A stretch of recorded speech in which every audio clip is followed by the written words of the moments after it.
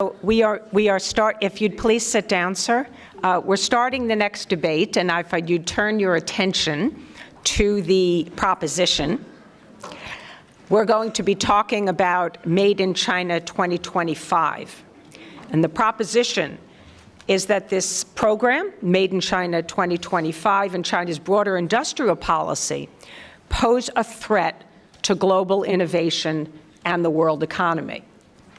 So if you'd all start registering your votes in support of or against this proposition, I will give you a brief introduction. Beijing has undertaken a strategic effort aimed at comprehensively upgrading Chinese industry. And at the heart of this effort is this program, Made in China 2025. The initiative was launched in 2015. It is designed to increase manufacturing capability and technological innovation within key industries. Robotics, electric cars, artificial intelligence are among those industries that are listed as priorities under the plan.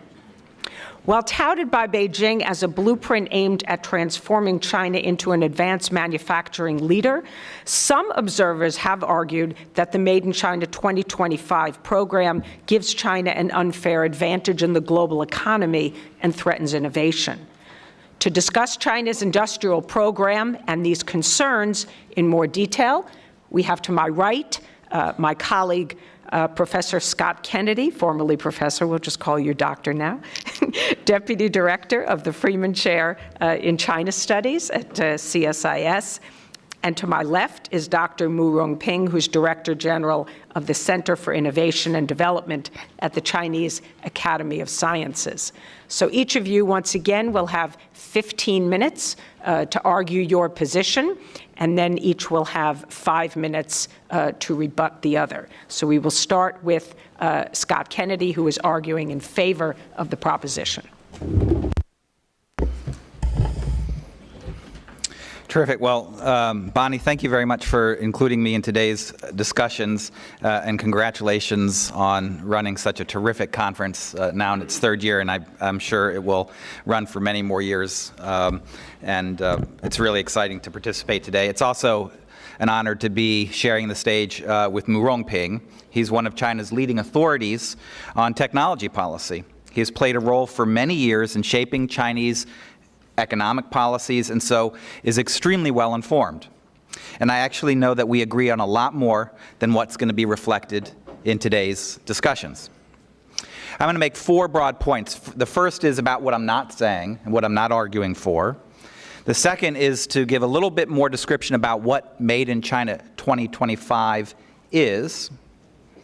Third, what I find problematic and threatening about Made in China 2025 and China's industrial policies more broadly. And lastly, what the threats are of these policies to innovation and the global economy. So first, what I'm not saying. I am not arguing that Chinese economic development is bad for China and for the world. Actually, it's very important for China and very helpful for the world. I just don't think Chinese industrial policy has been the main reason for China's economic successes and those elements of its global engagement that are genuinely win-win. I'm not arguing that all industrial policy is a threat or that China couldn't potentially have an industrial policy program that was less of a threat and more constructive. It could, but it doesn't. I'm not arguing that Chinese industrial policy is inevitably in conflict with the rules of the WTO and China's other international commitments. I am not a lawyer, and this is not a discussion about legal issues. It's a question about economic consequences. If you want the legal case, go down the street to USTR.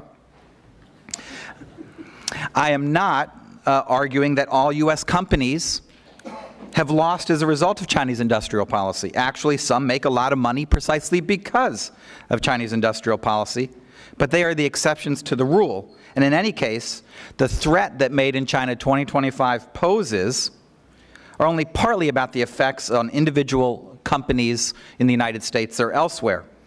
The question we're discussing today is about the effect on the global innovation ecosystem and the global economy more generally. I'm not arguing that Chinese industrial policy is at the root of all of America's economic problems, and that would be facile. And we know that that's not true, but it's a contributor. And I'm not arguing that there's no innovation in China. What I will argue is that innovation in China is extremely inefficient, and those inefficiencies in its approach to technology are damaging to others. And lastly, I'm not arguing, at least yet, that because of the threat to the United States and the global economy that Chinese industrial policy poses, that we should disengage from China or have a tariff war or contain China. The danger posed by China's policies don't justify any and all means to counter them. The U.S. and others have to be smart about how to proceed. So that's what I'm not arguing for. What am I, first of all, what should we say and how should we describe Made in China 2025? Now, Vice Premier Liu He has said that he's not read Made in China 2025. Well, if he wants, I'd be happy to share a copy with him. But he needs to read a lot more than that, because Made in China 2025 is part of a large complex of Chinese industrial policies. China really began to focus heavily on industrial policies in 2006 when it came out with its medium and long-term range policies on technological development. And that was the first time we heard the idea of indigenous innovation. And I think Rongping is very familiar with that since he participated in that conversation back then. In 2009, China came forth with its plan for strategic emerging industries. 34 industries in 7 categories that it wanted to make much stronger in China. In 2015, as Bonnie said, China came out with its Made in China 2025 plan, which was later endorsed by the Chinese State Council and has appeared in hundreds, if not thousands, of speeches by Chinese leaders, and was included in the 2016 13th Five-Year Plan, which includes not just the Made in China 2025 plan, but many other industrial policy plans as well. So actually, I think it's important that we understand that Made in China 2025 is an important plan. It's not the only plan. And really, if you want to understand Chinese industrial policy as a whole, you should look at all of the plans and how they are interconnected. Well, what is problematic about these plans and industrial policy? First of all, the goals of Made in China 2025 are quite clear. 2 of them stand out. The first is import substitution. China has set specific targets for Chinese companies to gain market share in these technologies up and down the supply chain within China, and then have Chinese companies export abroad. Now, yes, it's okay. It's not. That is a lot more than saying China needs to be a member of these sectors in different parts of the supply chain, but it's talking about Chinese domination in these industries. The second is national security. China's obviously pursuing these not just because it's going to increase Chinese productivity, but it's going to make the Chinese PLA stronger, give China more power in the military realm as well. So, and I think that, you know, China, the most common word that you hear, and it's part of the question today, is innovation. I think every Chinese official I've met in the last decade uses the word innovation all the time and give me lots of lectures about China's pursuit of innovation. But I think actually what Chinese policy is really directed toward is technological development and acquisition of technologies, whether they are invented in China or not. Xi Jinping has many times referred to these goals, and in ways that I think we ought to be concerned about. I'll give you a couple quotes. First, he recently said, "Self-reliance is the basis for the struggle of the Chinese nation to stand on its own footing in the world. Self-innovation is the only way for us to climb the world's technological peaks." Another quote, "Core technology in the cyberspace is our largest vulnerability. Core technology being controlled by others is our largest hidden weakness. No matter how big an internet firm is in size or market cap, if the supply of core components relies on foreign countries, that will be like building a house on other people's foundations." So the first concern that we ought to have are the goals of Made in China 2025. The second are the tools. The subsidies, which number in the trillions, limits to market access, local content requirements, distinctive standards, all policies which obviously don't create a level playing field in China and potentially beyond. They're deeply distortionary and discriminatory. Now, why does this matter? Lots of countries have had industrial policy, and they haven't driven the world economy over the edge or created massive problems. The problem with China doing it is simple. It's scale, the size of China. China doing this means that China's market distortions become global market distortions, and that could be damaging far beyond China's borders. So this isn't a question about my concern about internal Chinese economic policies because what it might mean for China. It's really about what it means for everybody else as well. Now, what are the ways in which the policies are a threat to innovation and to the global economy? The first, which may be actually least important, is the question of market access that is denied foreign companies in China, which then affects their profitability in China and globally. Given how quickly China is growing, it should be a huge source of profits for companies if you had a level playing field. The second is jobs. China is the world's manufacturing powerhouse. Everyone goes there to manufacture. That is not a natural result of just simply China having smart people who work hard for long hours. That is true, but it is also a result of specific Chinese industrial policies which have attracted companies to relocate to China and move from quote-unquote less competitive markets. And that has affected job opportunities everywhere.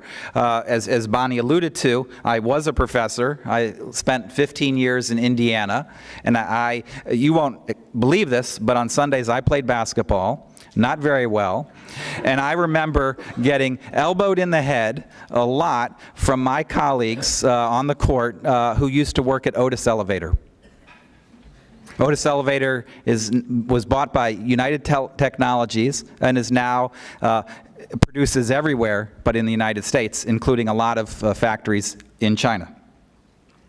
And so, obviously the U.S. at 3.7% unemployment, you wouldn't say that this is a big problem, but look at the nature of employment in the United States and the type of jobs people have and the type of benefits that they have and the growing gap between rich and poor, and you'd have to say that that large sucking sound from China in terms of jobs has had an effect on the gap between rich and poor here. But the bigger effect for jobs is not in the United States, it's in other developing countries in Southeast Asia, Africa, and Latin America that have had more difficulty finding space in global production networks.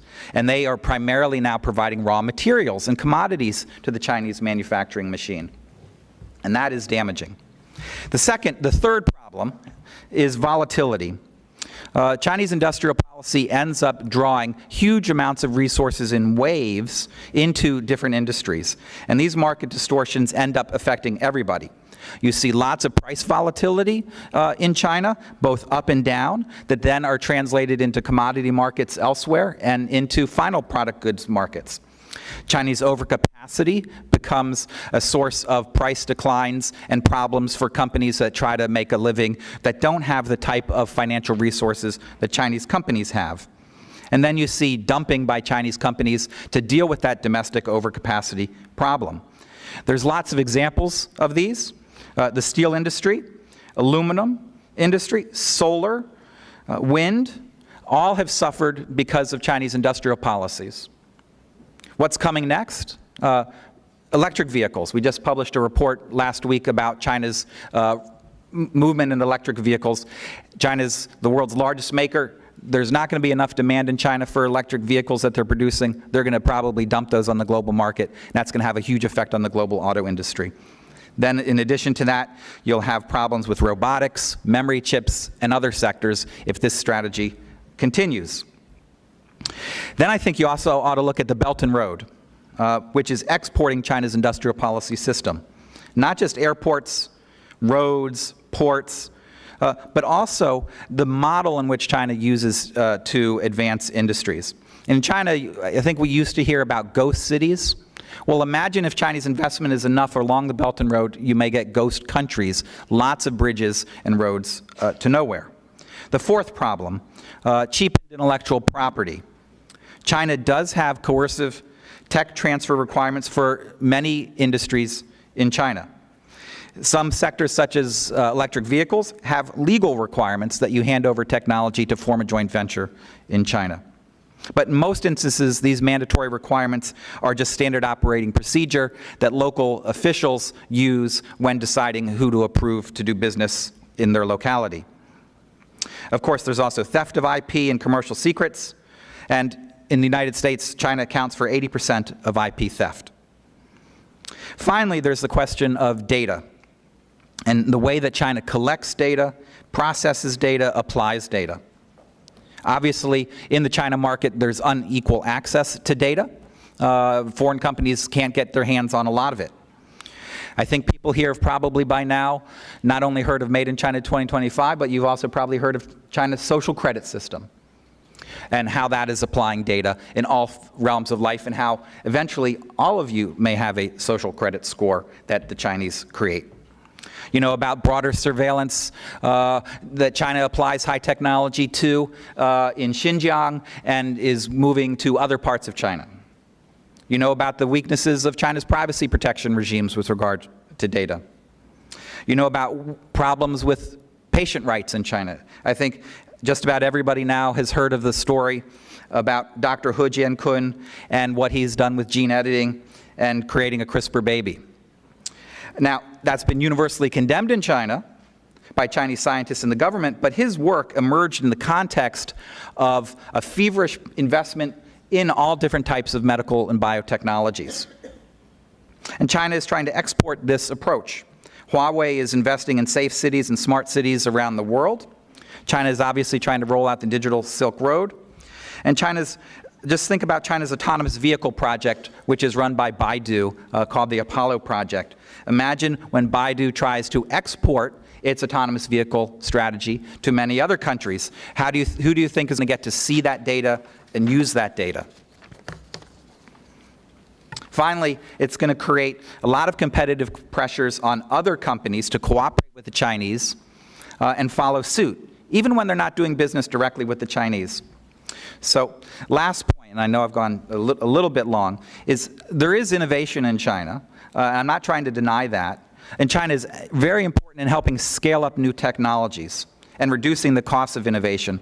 But innovations in China often lead to second-best outcomes for everybody. If you look at solar panels, the type of solar panels which now are dominant in the world are dominant because China scaled those up. There is a lot better solar technology that the world could have, but we have locked into a certain kind of solar technology which is second best. The same is occurring with lithium-ion batteries and electric vehicles. There could be much better technologies than those, but because of the way China is innovating and scaling up, we may never see those technologies on the market. So in sum, the larger China gets, the larger these distortions will become for everybody, and the greater damage it will cause to innovation and to the global economy. Thank you.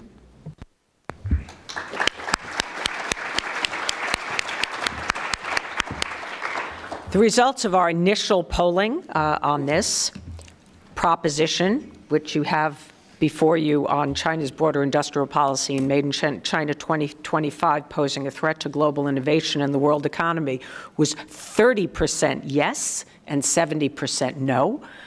So a bit skewed, and we'll see if we're going to get that closer or make that gap even wider. Over to you, Dr. Rongping, please.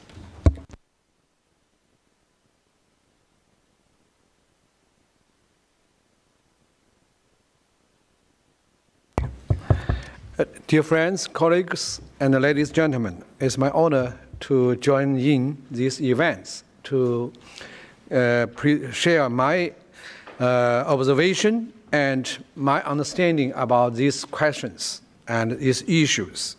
So just, Scott, I think you have very good questions and very good suggestions for us. So I think China is, catching up countries, is a very good students. We always try to identify advantage and the good things the other country have made. So during the past 40 years, when China made open door policies, so we try to learn. So today, this morning, I find lots of debate. Maybe the key questions or problem is China catching up too fast. So I think there's so this is lots of common between the two countries. I think China and United States, the two countries are great countries. China is the biggest developing countries in the world with a very long, glorious history. And United States is the biggest developed countries and with a profound influence in the world. That is the two countries. And during the past years, we have based our observation, the two countries, especially during the past 20 or 40 years, when China open door policies, we get a lot of opportunities to collaborate with United States and many other countries. So we all agree there is a big gap in many perspectives between China and the US. The gap in GDP per capita, and China per capita, GDP per capita is about 15% of that the US in 2017. And in science, technology, and innovation capacity in particular. So in China, this morning, your senator said China is goes so fast in 5G and is so advanced. But in China, very often we talk about how advanced that in United States. So that is the difference. So we have to talk about this issue, based on some the data or some indicator or some pure discussions. And of course, look at the Nobel lieutenants. Every year, United States have, but in China we have. But many years ago, the work done by some scientists. So we all agree that Chinese Americans want to have the high quality jobs and prosperity's future.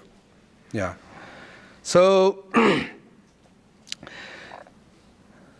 so lots of Chinese know, the story of American dream. That is now is so popular, and some even come to American to experience American dream. I would want to say there is also a lot of stories of Chinese dream.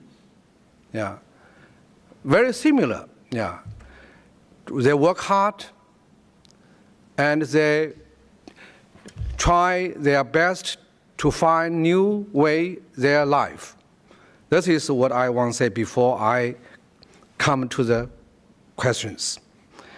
So there are lots of forum and conference nowadays in China to review the success of the reform and open door policies and try to find the new potential and new way of next 30 years reform and openings. So that is the question relating to today's. So that is lots of success stories. I want to say some. I personally are observer of this change.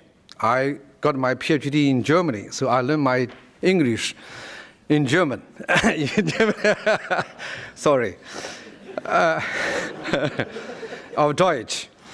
A large number of, so you can find China has transformed its economic system from central planning economy to the market economy. Although many people say still you are not so well transformed, but we changed.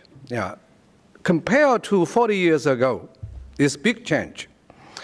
And China has become an open economic systems. Nowadays you can find 140 million foreigners visit China annually, and growth increased steadily.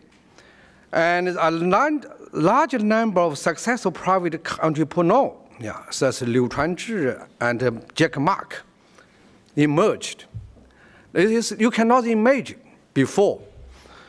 And the gap and the urbanization rate is also increased very fast because of these reform and open door policies. So based on this previous background, I would like to say, I don't think that Made in China 2025 and a related industry program pose a threat to global innovation and the world economy. Based several points, I would bring some of them, 6 points. Made in China 2025 is a policy to promote the transformation and upgrading of manufacturers, setting a vision for manufacturing sectors by 2035 in China. And with some predictive and guiding indicators. So I want them to explain why we such an ambitious goals. That is Chinese tradition culture. Because in China, we always raise a relatively high goals. That is, and achieve half of it are also satisfied. That is, so to some extent we can say China is a vision-driven country.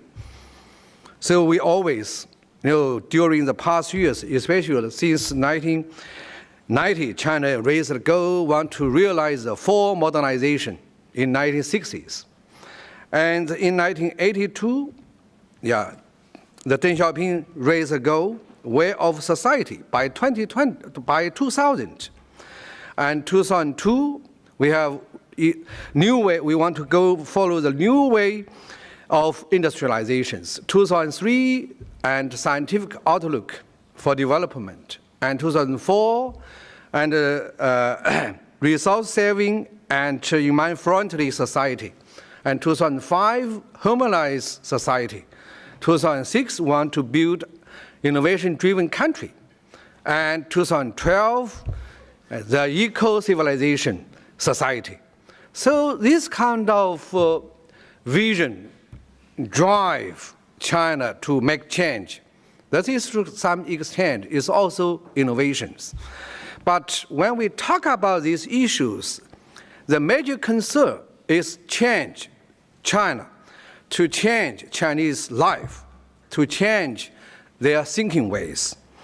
So that is the first point. Second point, Made in China 2025 provide public informations for the stakeholders, not only the big companies, but also small, and also public research institutes and universities.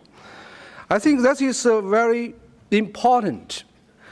This process to make such programs or the policies is more important than the result. Because in the process, different stakeholders, they discuss about the future to make consensus, to try and find their opportunities and to adjust their middle long-term the development strategies. This is also makes sense to provide more opportunities for the people. I mean, the high-quality job and the services for the societies. And the third one, Made in China 2025, has learned a lot from the other countries. So we learn always during the past 40s. We learn, for example, American innovation strategy. Yeah. You have initiated some programs. So the manufacturer innovation system, institutes. So Manufacture 2025 in China also have such a manufacturer innovation center. I think this concept directly borrowed from your American innovation strategy. And also many other countries, Industry 4.0 and the Japanese, the Society 5.0. This is a new concept. This is the knowledge shared by the world. And the fourth point is Made in China 2025 is a market-oriented, open and inclusive action plan, abide by the provisions of the WTO and the treat domestic and foreign company equally. And I think this is just the Professor Scott mentioned lots of things. I think, for example, FDI come to China. Why? That I think they don't want to enjoy the policies. We also conducted the survey several years ago. The major concern is a local market, not the policies. Yeah. So that's and also the overcapacity issues. I think this is the market can solve these kind of problems. If they are overcapacity, then some company will disappear after several years competition. And the data flow, I think is the same. Yeah, even within China, the data flow is the issue, is the policy issue for us. Try to solve the so-called information isolated islands. This is the issue maybe in the United States already solved, but it's a good news for us. We can learn continually. And the local government also very, strong to promote. In regional government in the United States, I think they also have some very similar policies to try to attract the investment. So, and this is not enough. Besides, I would like to emphasize the IP protection issues. So I have only one data. The foreign companies sued the local partners about the IP problems. The success, the win rate is higher than local companies.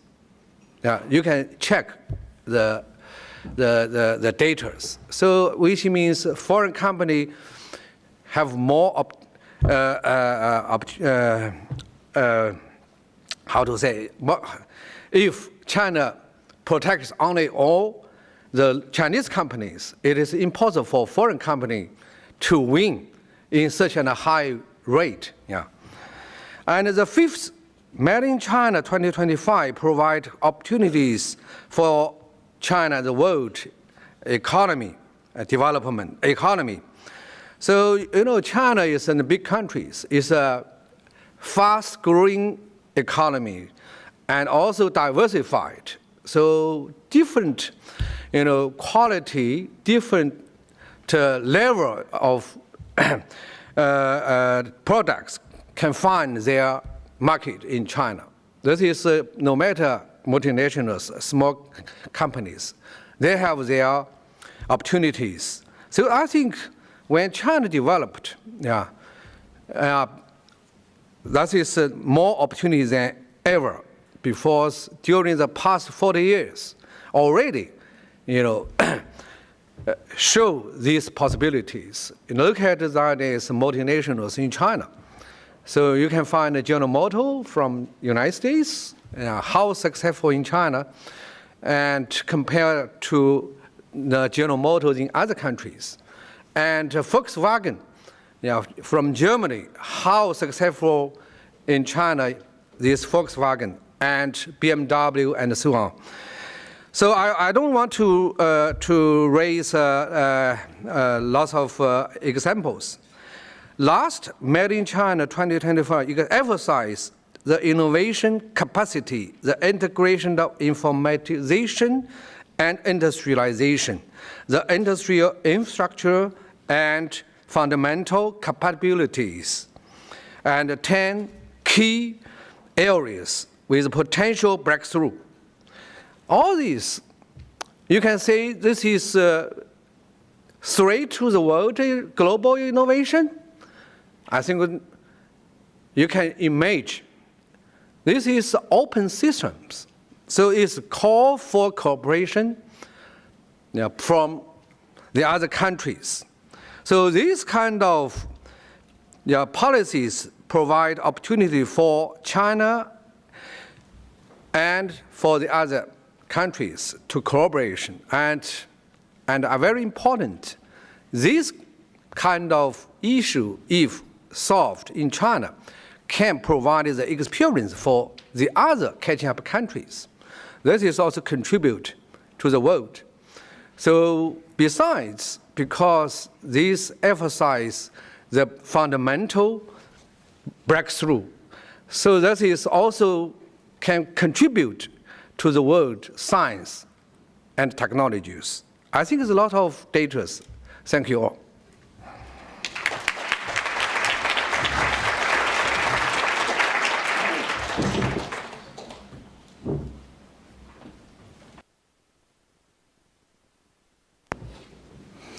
Dr. Mu, thanks a lot for those comments, and I think it's important to remember that there are some important elements of Made in China 25 that anyone would admire and recognize as China's emphasis on labor-intensive manufacturing leads to reduced profitability. You have to find other sources of productivity growth, and certainly having more advanced technology, and then integrating IT with other industries and other things. All of those things make sense, and they are admirable parts of Made in China 2025 and other parts of Chinese industrial policy. I think the question is then how, what other goals come with the policies, and then how are they implemented? And I think that it is not just the initial starting point, but then how things are implemented that has drawn a lot of attention from foreign companies that operate in China, from governments around the world. And I do think that given that there is this chorus of concern, that we shouldn't see it entirely as just a misunderstanding, that people just have their facts wrong about China, and if they would just really spend more time reading these documents and talking to Chinese officials, they would get it right, and their complaints and concerns would disappear. I think that's probably overstating the question of whether or not there's a misunderstanding. In particular, if you look at the issue of how open and inclusive Made in China 2025 is, if you just think of a few different industries like cloud computing, where a foreign company cannot operate on its own, or in auto sector where you still have to have joint ventures in most places. If you think about autonomous vehicles and the opportunities that are there in China, the chance that anyone will compete with Baidu to have a network that runs autonomous vehicles, the chances of that are zero. If you think about the battery industry for electric cars, only domestic Chinese companies now really have a chance to sell cars, car batteries in China. Japanese companies like Panasonic and South Korean companies like LG and Samsung, they are shut out of the market. And so it's there needs to be a narrowing of that gap between the general principle of openness and inclusiveness and the reality that companies feel in different sectors. But again, I'm not trying to focus on the individual opportunities for companies, but more about the global consequences of what China is doing. And I think that there's a general sense that China's strategy, we say it's the 40th anniversary of the reform and opening era, but I think a big debate that is shown throughout this morning is the reform and opening period still ongoing? And I think there's a big discussion underlying a lot of the conversations, not just on economics, but on security, on the questions about the international system. And I think there's just a disagreement, perhaps more fundamentally, about where China is in relation to the approach of reform and opening. You mentioned, and I think it's important to recognize that lots of countries have set goals for industrial upgrading and for manufacturing. Certainly, the Chinese spend a lot of time scouring the world for good examples. But we know that if you compare Industry 4.0 from Germany, or even the U.S.'s own innovation strategy that the Obama administration came out with in 2011 and updated in 2015, there's a lot of differences both in the content and in the form and the way in which they're implemented. And I would say that the approaches by the United States and its friends in Europe and Asia are more market-friendly than China's approach, quite distinctly. Last main point is, I think when I'm in China, talking to Chinese officials and companies and experts, I regularly hear complaints domestically in China about the inefficiencies of China's approach and the concerns about overcapacity, hence the need for supply-side reforms and other changes. And I think that when it's a domestic conversation in China, I think there's almost consensus that China needs to do more to create space for private companies. The government needs to, and the party need to withdraw back in their interventions. You need to let banks and financial institutions operate on a more commercial basis. But when you then open up the conversation to look at globally, it seems like Chinese just aren't paying attention to what the global consequences are for these domestic problems, which they admit almost universally. Instead, we hear regular language about win-win, and that everything that is good for China is going to be good for the rest of the world. And the reality is that it's much more complex. Yes, there's lots of benefits, but certainly there are lots of real problems. And I would just encourage folks in China, as you're becoming a world power, really look at the consequences of Chinese industrial policies for those sectors. For the ecosystems that those sectors depend on. Because Chinese growth isn't just about getting shinier, fancier objects that you can show off in cities and on TV and on websites. It's really about improving productivity and efficiency in China. And that is going to come through better economic policies, not just in high-tech space, but in many other industries. Thank you.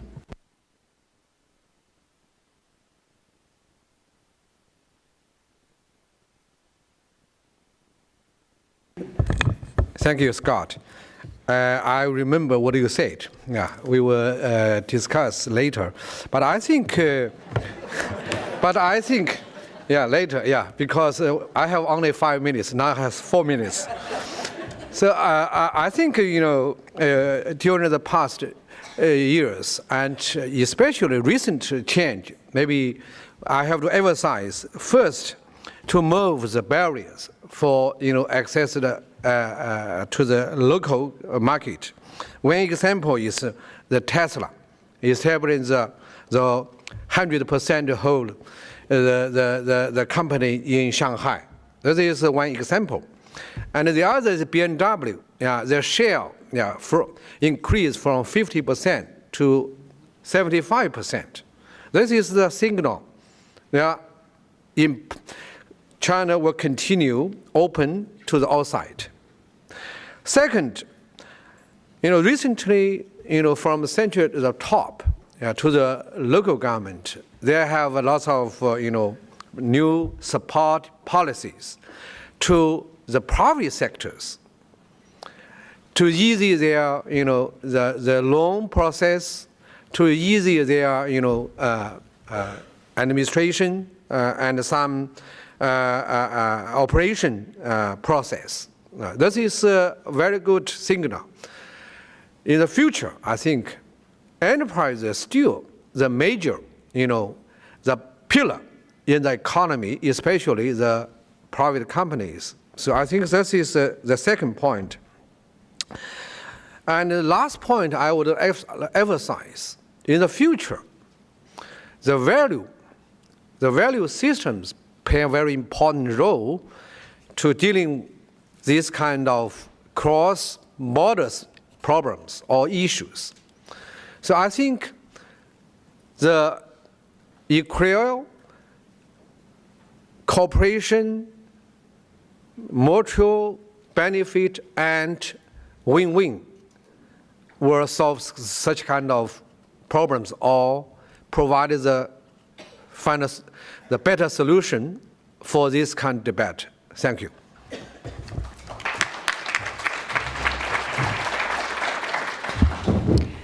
So we now turn to you for questions. And once again, please make your questions very clear and directly related to the proposition that we are discussing.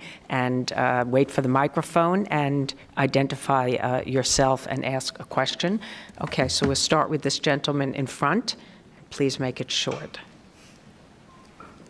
Good morning. Wait for the microphone. Thank you. I thought I have a loud voice. Good morning. Madam Chairman and professors. When Professor Kennedy mentioned about solar panels and that China has better solar panels, I can give you a live example. My friend... No, I'm sorry. No, we don't have time. No. I need a question, and you have 30 seconds. My question is very simple. My friend has an Atlantic energy system in Boston. His solar panel, he told me, are in the warehouse, not moving. The Chinese are making me hungry, he says. And then I said, terrible.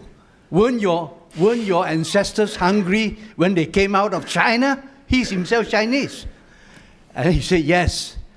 Then I said, terrible, Emperor Xi for life, creating hungry Chinese like you outside of China. So Professor Scott's point is very well made. This is the era of the free market. The question is, what is the American response to the free market? All right, great. Thank you. Okay. That's a question. Yes, it is. Thank you very much. All right. Okay, this woman also at the front table. Excuse me, microphone? Where'd the microphone go? Yeah. Okay, thank you very much. Thank you. My question is... Could you identify yourself, please? Oh, sorry. Si Yang, reporter from Voice America. Yeah. My question directed to Mr. Kennedy. And in your 2015 article, you were mentioning that China's Made in China 2025 actually drew inspiration from Germany's Industry 4.0. So my question is, could you elaborate a little bit on the difference between how China implement its policy and how the other countries implement their policies? Thank you. All right, we're going to take one more. Is there one from this side of the room? Okay, we'll take one from Stan Weeks right over there.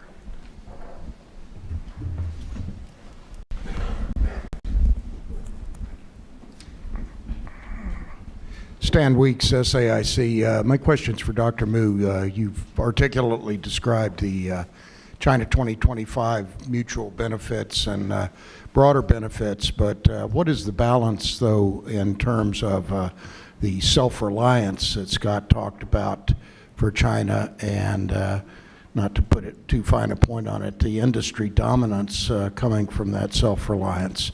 I didn't hear much in your defense on that. Can you repeat your questions?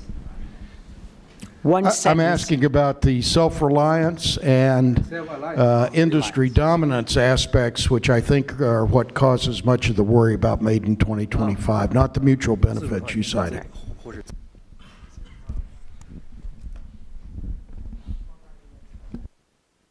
All right. So I think there's the difference between Industry 4.0 and what the Chinese are doing. We probably need to ask the gentleman who got his PhD in Germany and has this great German accent. But as I see it, the way Industry 4.0 was created to deal with a situation in which you have a lot of small and medium-sized, efficient, highly productive German companies, but that have difficulty coordinating with each other and applying informatization to their manufacturing processes. So it was to find ways to promote integration, coordination, connectivity amongst these companies, and apply technologies to what they do, like IoT.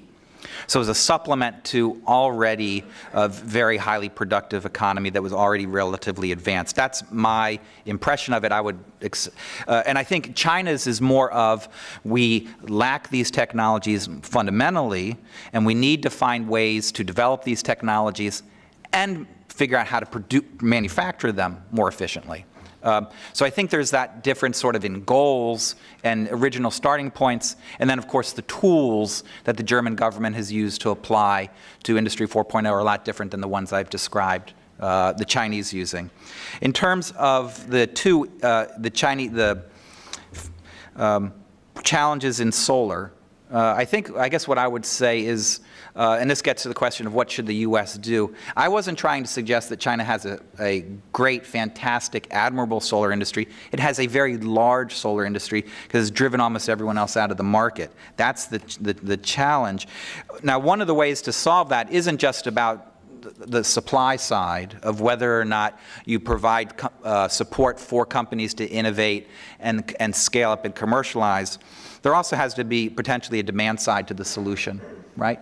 In the United States, there aren't big tax incentives and other benefits for going solar, right? There's some, and in some parts of the country, but not widely. The same with electric vehicles. Why is China going to have millions of these and we don't? The incentives just aren't there. And so I'm not saying that you ought to ram these things down the throats of American consumers and companies, but you have to find ways, if you don't have demand for high technologies in a country, it's hard to say that you're likely to be the innovator for those technologies in the future.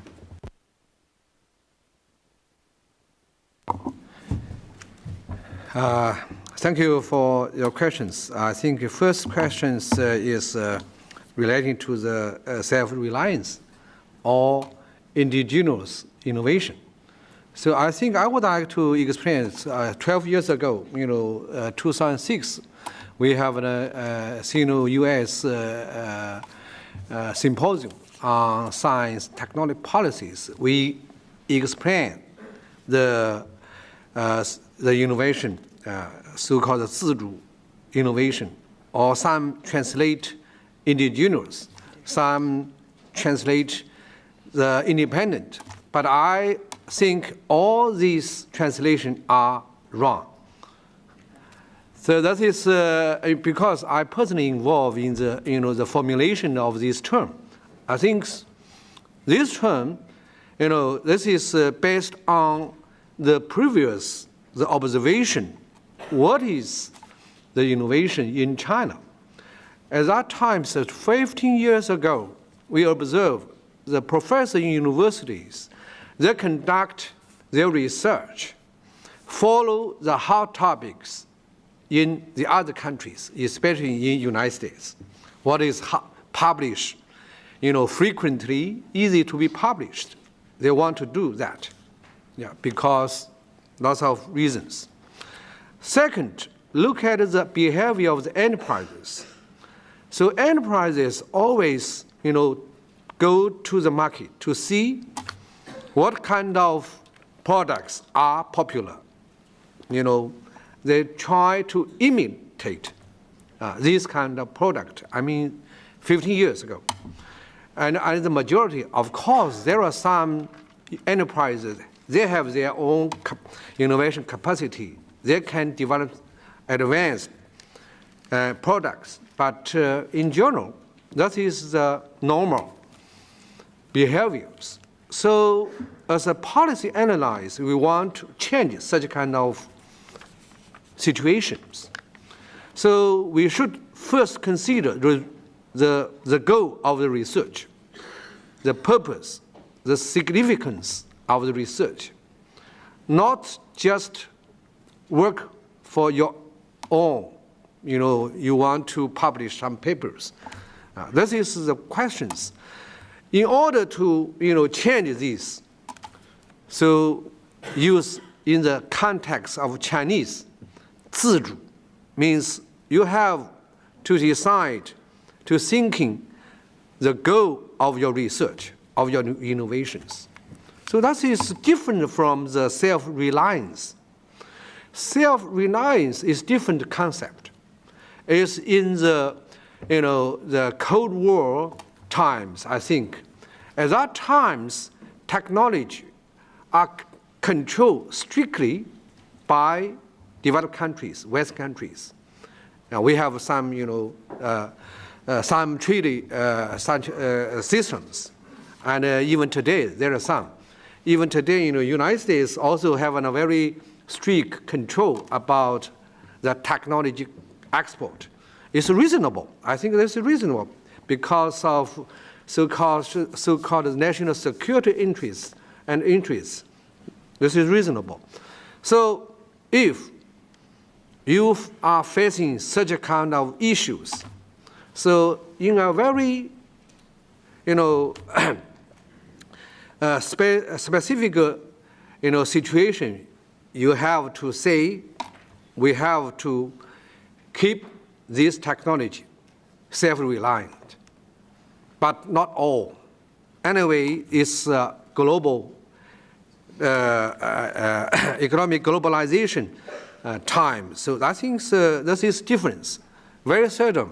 But nowadays there are some, because of look at the data, the technology product export to China decline compared to that 2001.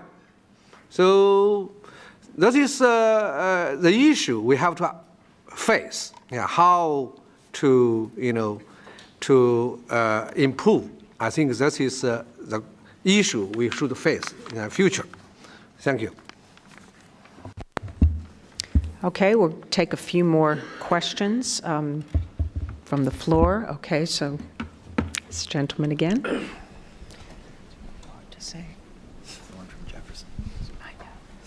Hello, ATAR Gupta from Thomas Jefferson High School. Dr. Kennedy, you spoke earlier about South Korea and Japan, and my question is, how can the United States leverage our connections and our allies that are heavy tech producers in the area, in the region, to equalize and create a more competitive tech field, not necessarily to challenge Made in China 2025, but to improve the conditions under which it's implemented? If there's one more, we will take one more. Anybody else? See any hands? Okay, over there. Hi, my question is to Scott. You mentioned China may have a kind of a problem in the future to make some countries to be ghost countries. I wonder, you have any evidence or example for that? Because I have traveled extensively to Asia Pacific region, and I don't see any country has that problem. Thank you. And I'll add one more for you, Dr. Mu, since you didn't address the earlier question. Maybe you can also address whether you think that China's Made in China 2025 program, its industrial policy overall, is similar to or different from Germany's, which was the question that was asked earlier. But so yeah, but we would like, since you spent time in Germany, we'd like to hear your comments as well. So why don't you start? Okay, I would like to say, my doctor supervisor told me this industry 4.0 is more marketing than technology strategy, because he is also a member of the architect. The architect developed such kind of ideas, because actually I think at first this is an exploration of scientists and engineering in Germany. To solve some problems or issues in the futures. So that is what I want to say before answer your questions. For the implementation of this first, of course, the politicians accept this concept into the policies, and there are a lot of the planning related. But in the industry, there are not so exciting at first, because they already done something. This is automation. That is to some extent artificial intelligence and so on. So my friends in Fraunhofer, they also conducted a survey. Many people don't know this industry 4.0, even in Germany, at the very beginning. So I think this is, anyway, this is a good step by step. And lots of Chinese visit to Germany and ask the industry 4.0. But they said, industry 4.0 what? But, this is what I want to say. Chinese is a very good students. They always follow, the new ideas and try to seek. Now, this is one point. The second point, I think, in China, this is lots of problems we are facing. The productivities, the quality of products, and a lot of environment issues, and a lot of things. So there are also discussion about the automation or these kind of issues, the future factories. But in China, advantage are labor forces. So compared to the other country, we have so many labor forces. If we use all these, automation, artificial intelligence, what advantage we have? Still, that is the issue in the policy-making process. So that's it. We have to develop new, ideas, try to solve these kind of problems. So still, it's in some industry, it's in so-called the technology capital-intensive industry. They can use this. But the other kind of industry is not so easy. Yeah.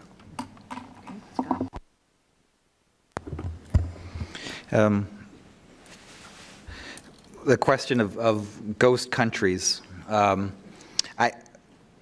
China's one of, I guess, a key feature of Chinese economic industrial policies is to build ahead of demand, right? To anticipate where demand may be in the future, but assume that it will come, and have the government and these state-owned enterprises and others assume that risk to provide political stability and an investment strategy so that others will then follow on. I think that's a key strategy that the Chinese have used.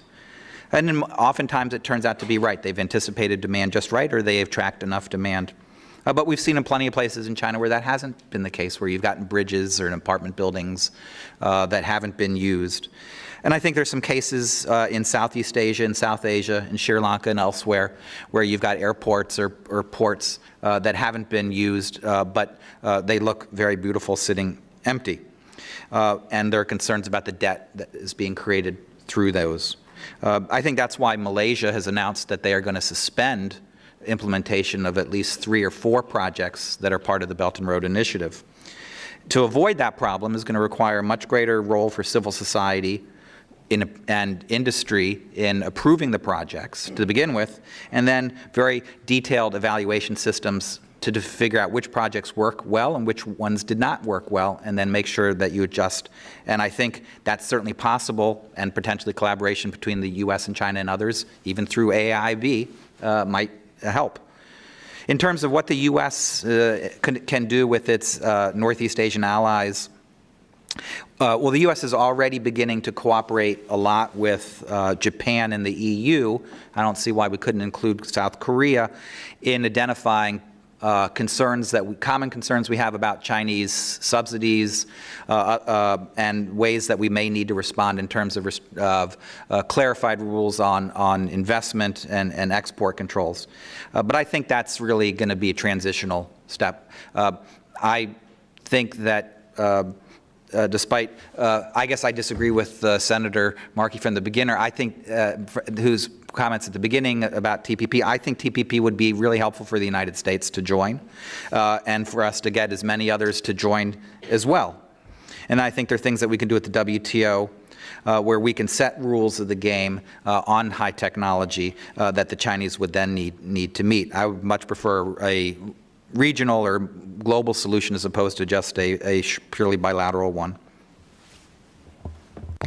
Okay, we've come to the end of this session, and we're going to ask you all to vote again, and you can vote even if you didn't vote the first time. I'd like to see more people voting on the proposition that Made in China 2025 and China's broader industrial policy pose a threat to global innovation and the world economy.